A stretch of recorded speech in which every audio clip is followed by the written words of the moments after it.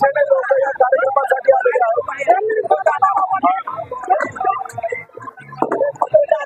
इथं लोक स्वइच्छेने आलेले आहेत. एक सामाजिक कार्यक्रम आहे आणि जे गुलाबी वादळ तुम्ही म्हणता नाही तर गुलाबी बॉम्बचं वादळ तुम्ही म्हणता तिथं आशाताई अंगणवाडी सेविकांना धमकी देऊन तिथं लोकांना आणायला सांगितलं, महिलांना आणायला सांगितलं. त्यामुळे त्या वादळाची आम्हाला चिंता नाही, पण सामान्य लोकांवर त्यांच्या कुटुंबावर जे आज या सरकार नीट काम करण्यात न केल्यामुळे जे वादळ आले ते मिटवण्यासाठी आम्ही सर्वजण लढत आहोत. दादा, आज समोर गाडगे निर्णय घेतलाय, इंदापूरमध्ये काय निर्णय होईल का? शेवटी निर्णय हे पवार साहेबांच्या माध्यमातून केला जातो. मी समर्थित भाऊंचं स्वागत करतो. योग्य असा निर्णय त्यांनी घेतलेला आहे. आता राहिला प्रश्न दुसऱ्या कुठल्या मतदारसंघाचा त्या बाबतीत पवार साहेब सुप्रियाताई सांगू शकतात. आपण कोर्टाच्या निर्णयाला आदर देणारी माणसं आहोत. त्या अनुषंगाने पवार साहेबांनी त्या बाबतीत सांगितलं असेल.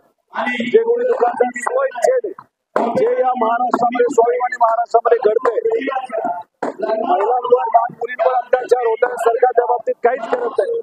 ज्या ज्या लोकांना स्वइच्छेने बंद ठेवायचं ते घेऊ शकते, पण कुठेही दुसरा कुठला प्रकार होऊ नये याची काळजी कार्यकर्त्यांनी त्या ठिकाणी घ्या. पवार साहेबांना सिक्युरिटी वाढवण्यात आलेली आहे.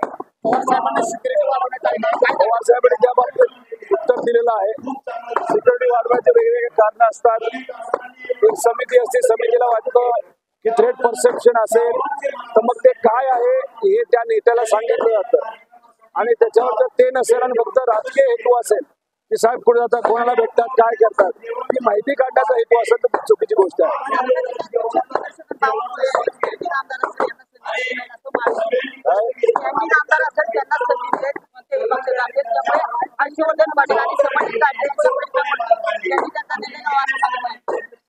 एवढं सांगेल, बीजेपीची प्रवृत्ती फार वेगळी आहे.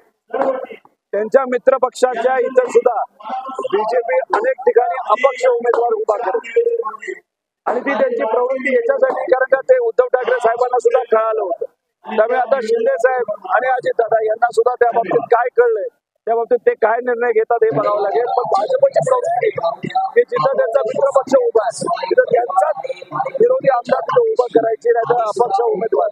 आता इंदापूरच्या बाबतीत इथं असणारे माजी आमदार त्यांना त्या बाबतीत काय वाटतंय मला तरी सांगता येणार नाही. पण भाजपने त्यांना हे सांगितलं तुम्हाला MLC देतो, पण ती दिलेली नाही. भाजप कधी शब्द न पाळणारा पक्ष आहे. त्यामुळे आता ते भूमिका त्या बाबतीत काय घेतात इथले माजी आमदार तो त्यांचा व्यक्तिगत विषय आहे. आपल्या भाषणामध्ये गुलाबी यात्रा असते उल्लेख केला होता, नेमकं काय कारण आहे की गुलाबी यात्रा इंदापूरमध्ये आली होती? आता त्यांना मतं पाहिजे म्हणून ते इथं आले होते. आता तिथं तुम्ही अंगणवाडी सेविका आशाताईला जर विचारलं तर मारून मुटकून तिथं अनेक महिलांना बोलवलं होतं. तिथं आशाताई अंगणवाडी सेविकांना सुद्धा धमकी दिली होती की तुमच्यावर कारवाई करू. गेले 15 दिवस झालं प्रशासकीय अधिकारी फक्त महिला गोळा करण्यामध्ये तिथं व्यस्त आहेत.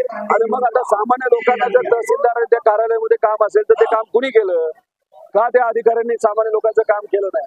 त्यामुळे सरकारच्या पैशावर हे यात्रा काढतात, सरकारच्या पैशावर त्या ठिकाणी गर्दी गोळा करतात आणि यात्रा काढण्यासाठी सुद्धा जी एजन्सी डिझाईन बॉक्स याला अजितदादांच्या पक्षाने 200 कोटी रुपये दिले. म्हणजे गुलाबी गँगने पैशाची उधळपट्टी कशी लावली हे आपल्याला